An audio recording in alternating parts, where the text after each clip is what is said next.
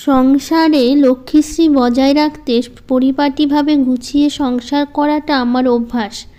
Smart housewife routine. রাতে রাতে বন্ধুরা, কেমন আছো তোমরা সবাই? আশা করি ভীষণ ভালো আছো। আমরাও কিন্তু খুব ভালো আছি। আজকে হচ্ছে বৃহস্পতিবার, তোমাদের সাথে নিয়ে আজকের ব্লগটা শুরু করছি। সাথে থাকো, আজকের ব্লগটা তোমাদের খুব ভালো লাগবে। প্রতিদিনের মতো আজকেও চলে এসেছি সুন্দর একটা ব্লগ নিয়ে তোমাদের সাথে। সকালের শুরুটা আজকে একদম তোমাদের সাথে শুরু করলাম উঠোন ঝাড় দেওয়া দিয়ে। ঘরের ভিতরটা কিন্তু আমি খুব ভালো করে ঝাড় দিয়েছি। প্রথমে বাইরে এসে একটু হাঁটাহাঁটি করলাম, দরজা খুলে বাইরে এসে একটু হাঁটাহাঁটি করে নিয়ে মানে প্রতিদিন বলতে পারো এটা সকালবেলা আমার একটা অভ্যাস আর কি। একটু সকালবেলা একটু হাঁটাহাঁটি করি আর কি। তো করে তারপরে ঘরের ভিতরটা খুব ভালো করে ঝাড়ঝাঁটা দিয়ে পরিষ্কার করে তারপরে উঠোনটা ঝাড় দিচ্ছি। বাবানের পাপা এখনও শুয়ে আছে, তো সেই জন্য বিছানাটা গোছাতে পারিনি। শুধু ঘরগুলো, প্রত্যেকটা ঘর, ডাইনিংটা ঝাড় দিয়ে তারপরে উঠোনটা আমি ঝাড় দিচ্ছি আর কি। তো আজকে তো বৃহস্পতিবার আছে, সকালবেলায় স্নান করব, করে তারপরে হচ্ছে বৃহস্পতিবারের পুজোটা আগে দিয়ে তারপরে হচ্ছে রান্না বসাবো। তো সেই জন্য সব সকালবেলা ঘুম থেকে উঠেছি 6টার আগেই। আজকে ঘুম থেকে উঠেছি 5:30টার দিকে। ঘুম থেকে উঠে তারপর 10 মিনিট হাঁটাহাঁটি করে তারপরে কাজকর্ম শুরু করে দিয়েছি। কারণ ওই সকালবেলা করে পুজো দেবো, তো নইলে না অনেকটা দেরি হয়ে যাবে রান্না বান্নায়। সেই জন্যই ভাবলাম একটু সকাল সকাল উঠি, তাহলে কাজকর্মগুলো খুব তাড়াতাড়ি হয়ে যাবে। আর সকাল সকাল ঘুম থেকে উঠলে না কাজকর্মগুলো না খুব তাড়াতাড়ি হয়ে যায়, মানে খুব কম সময়ে হয়ে যাচ্ছে আর কি। নইলে একটু দেরি করে ঘুম থেকে উঠলে তখন আমি বৃহস্পতিবারের পুজো দিতে অনেকটা সময় লাগে। সেই যদি পরে আমি পুজো দিই, মানে খাওয়া দাওয়া শেষ করে তখন অনেকটাই বেলা হয়ে যায়, একদম দুপুর হয়ে যায় তখন।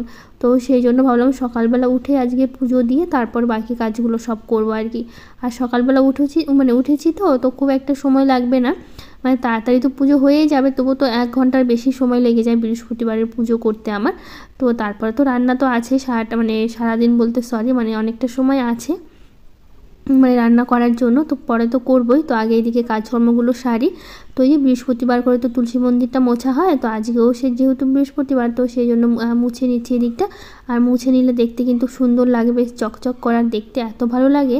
আর যখন রোদে শুকিয়ে যায় না মাটিটা একদম সাদা হয়ে যায়, তখন দেখতে আরও বেশি সুন্দর লাগে। মোছাগুলো খুব ভালো বোঝা যায়, তখন দেখতে বেশি সুন্দর লাগে। তো এই দেখো 3 দিকটাই খুব ভালো করে মুছে নিচ্ছি।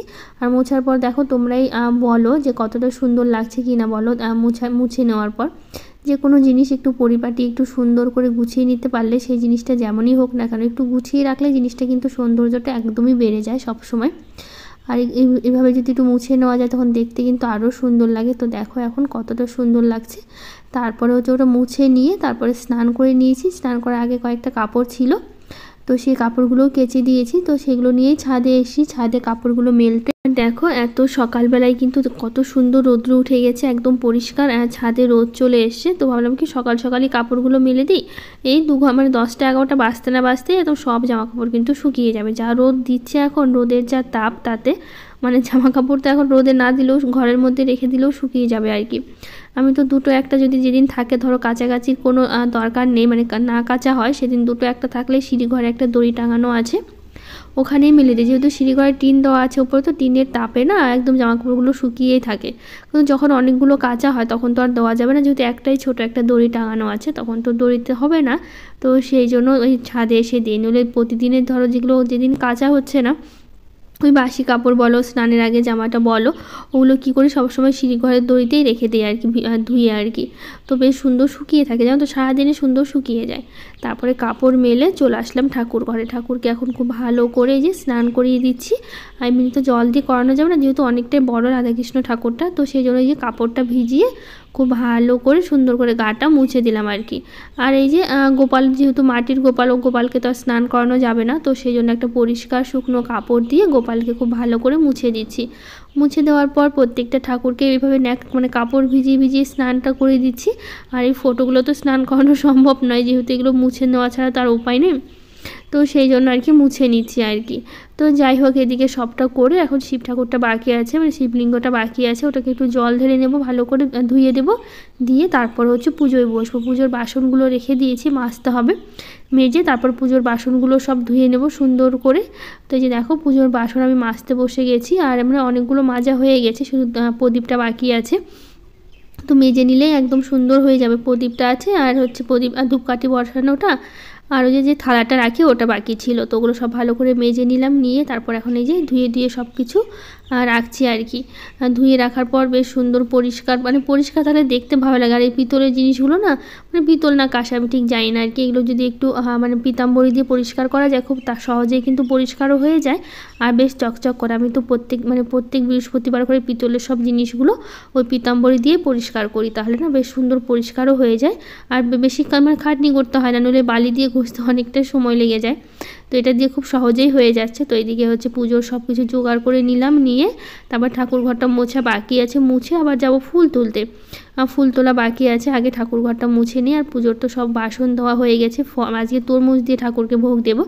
আজকে আমাদের প্রথম তরমুজ নিয়ে আসলো, মানে এই সিজনে আর কি, এখনও তরমুজ আনেনি, প্রথম এনেছে, কালকেই এনেছে। তো আমি আবার রেখে দিয়েছি ঠাকুরের জন্য, যে আগে ঠাকুরকে দেবো তারপরে হচ্ছে আমরা খাওয়া যাবে, যেহেতু বছরের প্রথম ফল ঠাকুরকে না দিলে ভালো লাগবে না। তো সেই জন্য আমি সবসময় যেগুলো ফলই বাড়িতে আনুক না কেন, সব ফলই না আগেও মানে উঠিয়ে রাখি আর কি ঠাকুরের জন্য।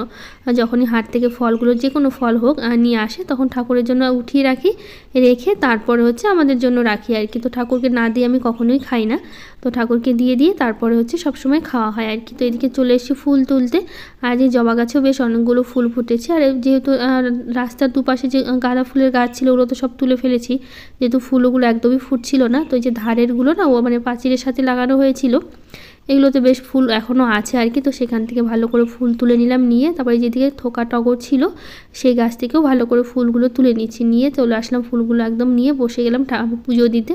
কারণ পুজোর এখন অনেক কিছু বাকি, ধোয়াধুয়ি করতেই তো কতটা সময় পার হয়ে যায় আর কি। তো এখন ঘট বসিয়ে নেব, ঘরটা বসিয়ে নিয়ে তারপরে হচ্ছে ঠাকুরকে ভোগ দিয়ে পুজোটা শুরু করব।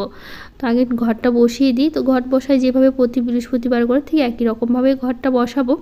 ওই সিঁদুরের ফোঁটা দিয়ে, তারপর ধান দুব্বা দিয়ে, ফুল দিয়ে সাজিয়ে, কলা দিয়ে যেরকমভাবে করি তো সেরকমভাবেই করবো। তো আগে হচ্ছে প্রদীপটা ধরিয়ে নিই। তো এদিকে দেখো তুলা ছিল, তুলা দিয়ে সলতাটা বানিয়ে নিচ্ছি। তো এদিকে সলতা বানানো হয়ে গেছে, এর মধ্যে দিয়ে দেবো হচ্ছে তেল, দিয়ে তারপর হচ্ছে প্রদীপটা ধরিয়ে দেবো। তো প্রদীপটা এদিকে ধরিয়ে নিচ্ছি, আমি তেল দিয়ে দিয়েছি। তো এখন হচ্ছে প্রদীপটা ধরিয়ে নেব। তো আমি প্রথমে প্রদীপটা ধরিয়ে তারপর হচ্ছে ঘরটা বসাই, তো সেই জন্য আগে প্রদীপটা ধরিয়ে নিচ্ছি, আর ধূপকাঠিটাও ধরিয়ে দেবো। তো ধূপকাঠিটা ধরানোর পর তারপর হচ্ছে ঘরটা বসাবো। তো সাধনা সিনু চ্যানেল থেকে বলেছে আজকের ব্লগটা খুব ভালো লাগলো, লাভ ইউ প্রিয়াঙ্কা দি। থ্যাংক ইউ দিদি ভাই, অনেক অনেক ভালোবাসা তোমাকেও এত সুন্দর একটা কমেন্ট করার জন্য, সেই জন্য। তো এদিকে দেখো ঘরটা বসিয়ে নিচ্ছি আমি। তো এদিকে সিঁদুরের ফোঁটা দিয়ে দিচ্ছি সব জায়গাতে, মানে যেখানে যেখানে প্রয়োজন আর কি সেখানেই দিচ্ছি। দিয়ে তারপর একটা কলা নিলাম, কলাতেও সিঁদুর ফোঁটা দিয়ে, তো আগে হচ্ছে জল সংকটে একটু মানে দুবার দিয়ে দিব, দিয়ে তারপর ওর মধ্যে জল দিয়ে দিয়েছি আমি আগে থেকে, জল দিয়ে তারপর এখন এই যে ঘরটা বসানোর জন্য ধান দুব্বা দিলাম, দিয়ে তো ঘটে দেবো জল। তো আজকে আবার পান আনিনি, তো পান ছাড়াই ঘরটা বসাচ্ছি শুধুমাত্র কলা দিয়ে। তো একটু ভাবলাম ফুল দিয়ে সাজিয়ে দিই, ফুল দিয়ে সাজিয়ে মানে দেখতে কিন্তু ভীষণ সুন্দর লাগে ফুল দিয়ে ঘরটা সাজাতে পারলে।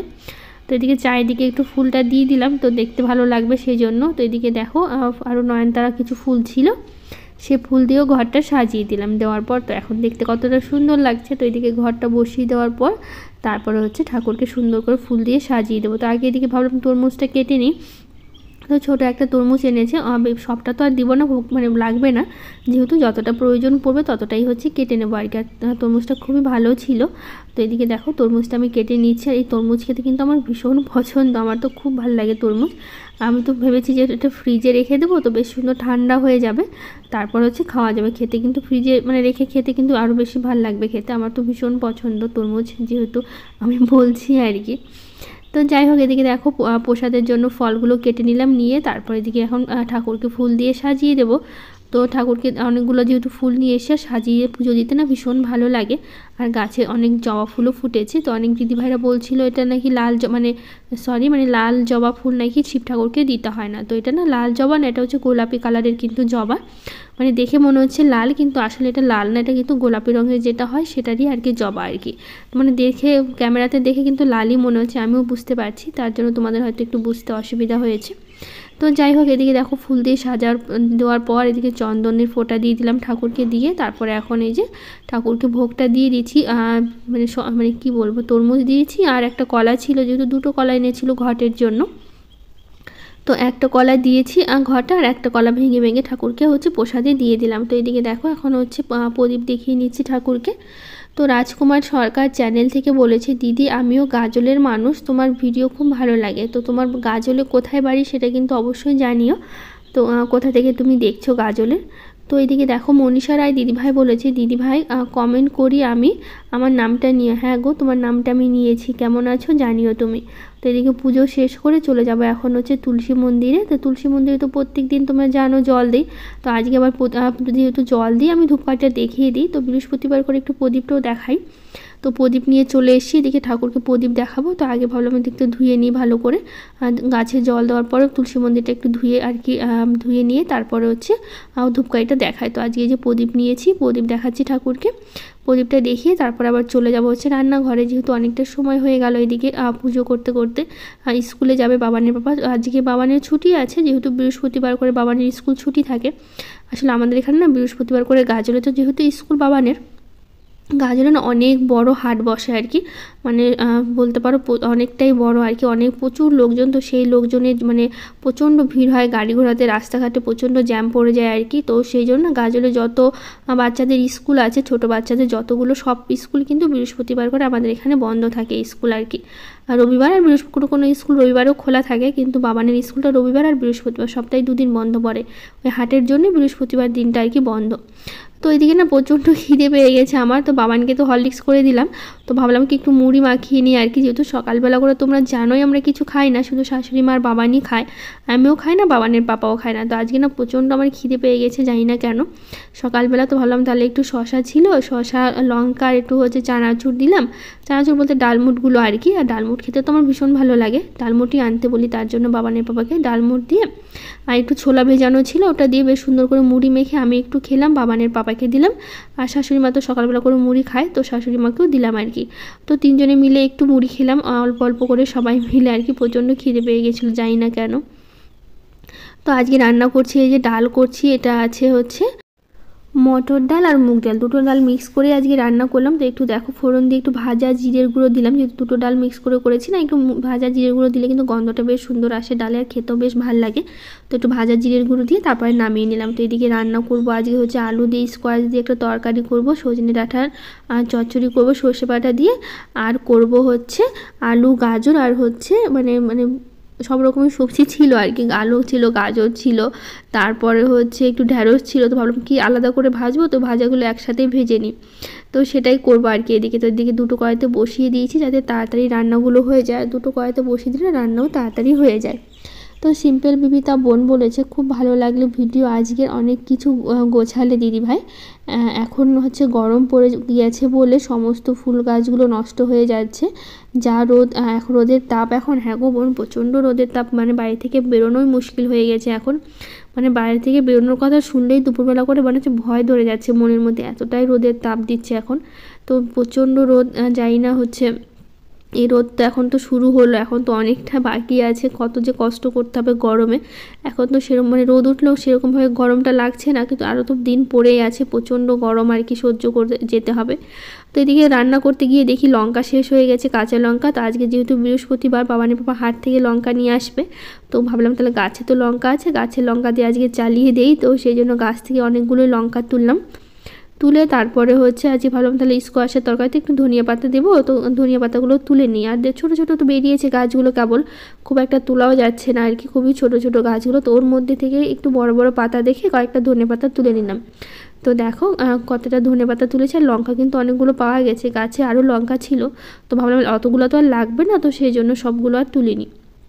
তো এদিকে দেখো সর্ষে বাটা দিয়ে আমি যে সজনে ডাঁটার চচ্চড়িটা আমার হয়ে গেছে, আর এদিকে হচ্ছে এখন আমি ভাজাটা বসিয়ে দেবো, ওটা নামিয়ে নেওয়ার পর। এদিকে হচ্ছে স্কোয়াশের তরকারিটাও হচ্ছে, দুটো একসাথে করছি যাতে তাড়াতাড়ি হয়ে যায়। তো এইদিকে হচ্ছে আমি এই যে আলু আর গাজরটা আর হচ্ছে মানে ভেন্ডি আর কি, একসাথে 3 রকমের ভাজা একসাথে করে নিচ্ছি আর কি। তো এর মধ্যে লবণ হলুদ দিয়ে সুন্দর করে ভেজে নেবো আর কি। তো লক্ষ্মীকুণ্ড দিদিভাই বলেছে, খেতে পারি না বললে হবে না প্রিয়াঙ্কা, খেতে হবে, নিম বেগুন কত প্রোটিন জানো না তুমিও, খেতে শেখো, বাবানকেও খাওয়াও, তুমি খাওয়ানো শেখাও। তো দিদিভাই আমি না একদম খেতে পারি না, জানি না, আমার তিতা জিনিস একদমই সহ্য হয় না।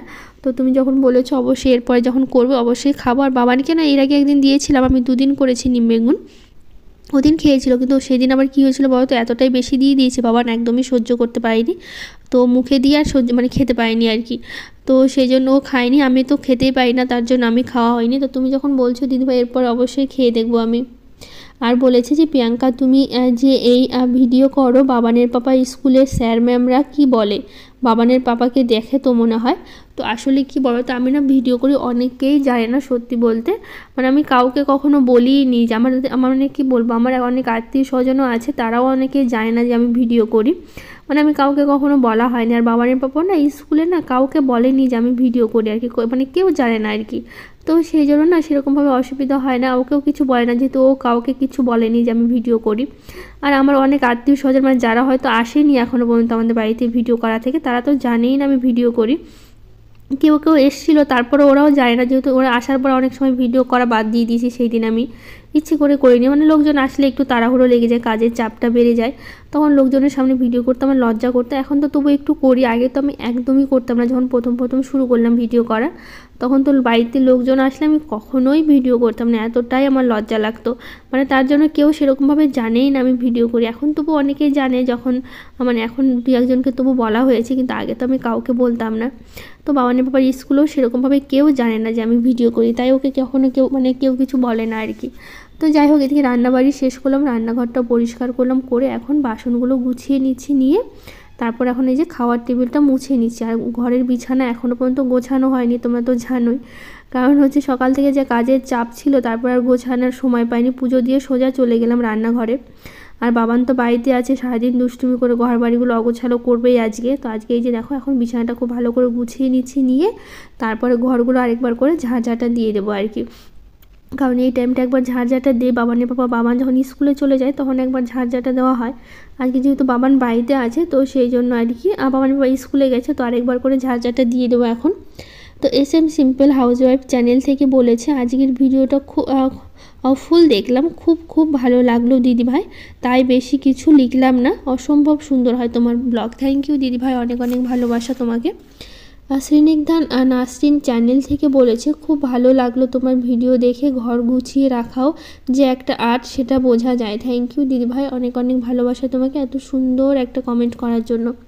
তো এখন এই যে বিছানাটা গুছিয়ে নিচ্ছি, নিয়ে তো বাবা আবার একটু পড়াশুনো করছিল আর কি, সকালবেলার টাইমটা, তোর বইগুলো অগোছালো হয়ে আছে, তোর বইগুলো একটু গুছিয়ে নেব, কারণ বইগুলো ওই দেখো এভাবে গুছিয়ে রেখে দিয়েছি, এভাবে কি ভালো লাগে? যতক্ষণ নিজে একটু সুন্দর করে না গোছাবো না, মানে চোখে না লাগলে না তখন ভালো লাগে না, যে জিনিসটা সুন্দর লাগছে ততক্ষণ আমার নিজের মনে না হবে ততক্ষণ আমি কাজটা না করলে আমার ভালোই লাগে না। তো সেই জন্য আর কি একটু গুছিয়ে নিচ্ছি ভালো করে আর কি, বাবান তত সুন্দর করে পারে না। গুছিয়ে নেওয়ার পর এখন ঘর বাড়িগুলো একটু সুন্দর করে ঝাড়ঝাঁটা দেবো, তাহলে আমার কাজ শেষ হয়ে যাবে। আর সকালবেলার টাইমটা একবার ঝাড় দেওয়া হয়েছে, তোমাদের তো বললাম, আর এই টাইমটা একবার ঝাড় দিই যখন ওরা স্কুলে যায়, এই টাইমটা ঝাড় দিই না, ঘর বাড়িটা বেশ পরিষ্কার পরিচ্ছন্ন থাকে। আর কাজকর্মগুলো খুব তাড়াতাড়ি হয়ে গেল। বাবানের বাবা কিন্তু এখনও স্কুলে বেরোয়নি, বাড়িতেই আছে। তো আমি এদিকে ঝাড়ঝাঁটা দিয়েছি, দেওয়ার কিছুক্ষণ পর তারপরে হচ্ছে বাবানের বাবা স্কুলে গেল, যে রেডি হয়ে ঘোরাঘুরি করছে, বলছে এখনও সময় হয়নি, একটু পরে তারপরে হচ্ছে বেরোবো। তো প্রিয়াঙ্কা লাইফস্টাইল থেকে বলেছে তোমার ভিডিও আমি দেখি কিন্তু কমেন্ট করা হয় না, আজ প্রথম কমেন্ট করলাম, খুব ভালো লাগলো তোমার ভিডিও, ভালো থেকো। থ্যাংক ইউ দিদিভাই। আরও দিদিভাইরা কমেন্ট করেছে, মনিকা কুকিং, প্রিয়াঙ্কা ঘোষ, রূপসা গোস্বামী, সোনালী দাস অফিসিয়াল, শ্রেয়সী ব্লগ, মুক্তি কিচেন অ্যান্ড ফ্যামিলি ব্লগ। সবাইকে থ্যাংক ইউ, অনেক অনেক ভালোবাসা, যারা যারা এত সুন্দর সুন্দর কমেন্ট করেছো সবাইকে। তো যাই হোক, এদিকে আমি ঘরগুলো ভালো করে ঝাড় দিলাম, আর এই টাইমটা ঝাড় দিতেই হয় আমাকে, প্রচণ্ড নোংরা হয়ে যায়, যতক্ষণ ওরা বাড়িতে থাকে ততক্ষণ তো একদম প্রচণ্ড নোংরা করে রাখে। আর আজকে তো বাবান বাড়িতে আছে মানে প্রচণ্ড নোংরা আরও হবে আর কি, আরও যে কতবার আমাকে ঝাড় দিতে হবে তার ঠিক নেই। তো যাই হোক, আজকের ব্লগটা এখানে শেষ করছি, দেখা হবে নতুন ব্লগ।